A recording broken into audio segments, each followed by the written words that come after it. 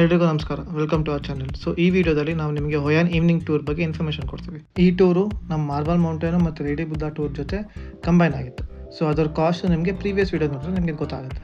So ಈ tour inclusive of dinner ಇತ್ತು evening.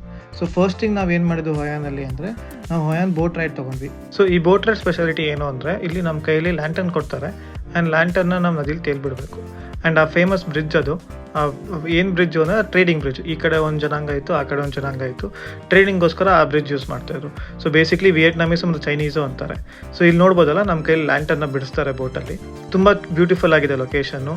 ಮತ್ತು ನದಿ ಆ ಕಡೆ ಈ ಕಡೆ ನಿಮಗೆ ಶಾಪ್ ಮಾಡೋಕ್ಕೆ ತುಂಬ ಅಂಗಡಿಗಳು ಸಿಗುತ್ತೆ. ಕ್ಲಾತ್ಸ್ ತುಂಬ ಚೆನ್ನಾಗಿರುತ್ತೆ ಇಲ್ಲಿ. ಆ್ಯಂಡ್ ಲೊಕೇಶನ್ ಮಾತ್ರ ಬ್ಯೂಟಿಫುಲ್ ಆಗಿದೆ. ಇಲ್ಲಿ ಸ್ಟೇ ಕೂಡ ಆಗ್ಬೋದು ನೀವು. ಸೊ ಹೊಯಾನ್ನ ಮಾತ್ರ ಮಿಸ್ ಮಾಡಲೇಬೇಡಿ. ನಿಮಗೆ ನಾನು ಸ್ವಲ್ಪ ನಮ್ಮ ರೂಮ್ ತೋರಿಸೋಣ ಅಂತ. ಏನಕ್ಕೆ ಅಂದರೆ ಹೊಯಾನಲ್ಲಿ ನಾವು ಏನು ಕಾಸ್ಟ್ ಪೇ ಮಾಡಿದ್ವಿ ರೂಮ್ಗೆ, ಈ ರೂಮು ಅಷ್ಟೇ ಕಾಸ್ಟ್ ಆಗ್ತಾಯಿದೆ. ಬಟ್ ಎಷ್ಟು ಲಕ್ಸುರಿಯಸ್ ಆಗಿದೆ ನೋಡಿ ಈ ರೂಮು. ಒಂದೇನಂದರೆ ನಮಗೆ ಹೈಯೆಸ್ಟ್ ಫ್ಲೋರಲ್ಲಿ ಸಿಕ್ತು ಈ ರೂಮು. ಆ್ಯಂಡ್ ಬೀಚಿಂದ ಎಕ್ಸಾಕ್ಟಾಗಿ ಒಂದು 500 ಮೀಟರ್ಸ್ ದೂರ ಇದೆ ಅಷ್ಟೇ. ಈ ರೂಮ್ ಬಂದು ನಮಗೆ 8,500 ರುಪೀಸ್ ಕಾಸ್ಟ್ ಆಯಿತು for 4 nights and 5 days. So view ಮಾತ್ರ ತುಂಬ ಚೆನ್ನಾಗಿತ್ತು ರೂಮಿಂದ. ಸೊ ಅದಾದಮೇಲೆ ಡೇ 6. ಸೊ ಡೇ 6 ನಮ್ಮದು ಲೀಸರ್ ಡೇ ಅನ್ಬೋದು. ಸೊ ಹತ್ರನೇ ಇದ್ದಿದ್ದು ಬೀಚ್ನ ವಿಸಿಟ್ ಮಾಡಿಕೊಂಡು ಅಲ್ಲಿ ಈ ಥರ ಪರ್ಫಾರ್ಮೆನ್ಸ್ ನಡೀತಾನೆ ಇರುತ್ತೆ ಬೀಚ್ ಪಕ್ಕ. ಸೊ ನೀವು ಆರಾಮಾಗಿ ಟೈಮ್ ಸ್ಪೆಂಡ್ ಮಾಡ್ಬೋದು ಬೀಚ್ ಹತ್ರ.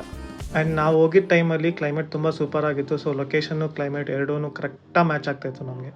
ಆ್ಯಂಡ್ ಈ ಬೀಚಲ್ಲಿ ಸ್ಪೆಷಾಲಿಟಿ ಏನು ಅಂದರೆ ಸ್ಯಾಂಡ್ ತುಂಬ ಸಾಫ್ಟಾಗಿದೆ.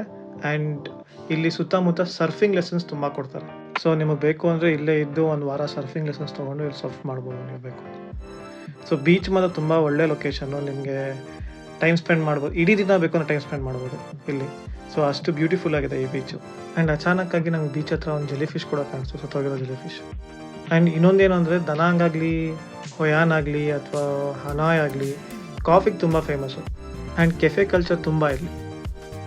ಹಿಂಗೆ ಬೀಚ್ ಸುತ್ತಬೇಕಾದ್ರೆ ನಮಗೆ ಇಲ್ಲಿ ಕೃಷ್ಣರ ಭಕ್ತರು ಕಾಣಿಸೋದು. ಅವರಲ್ಲಿ ಭಜನೆ ಮಾಡ್ತಾಯಿದ್ರು ವಿಯೆಟ್ನಾಮಲ್ಲಿ. ಸೊ ತುಂಬ ಖುಷಿ ಆಯಿತು ಅದನ್ನು ಕೇಳಿದ್ದು. ಸೊ ನಮ್ಮ ನೆಕ್ಸ್ಟ್ ಸ್ಟಾಪ್ ಬಂದು ಬಾನಾ ಹಿಲ್ಸ್. ಅದನ್ನು ನಾವು ನಿಮಗೆ ನೆಕ್ಸ್ಟ್ ವೀಡಿಯೋದಲ್ಲಿ ತಿಳಿಸ್ಕೊಡ್ತೀವಿ.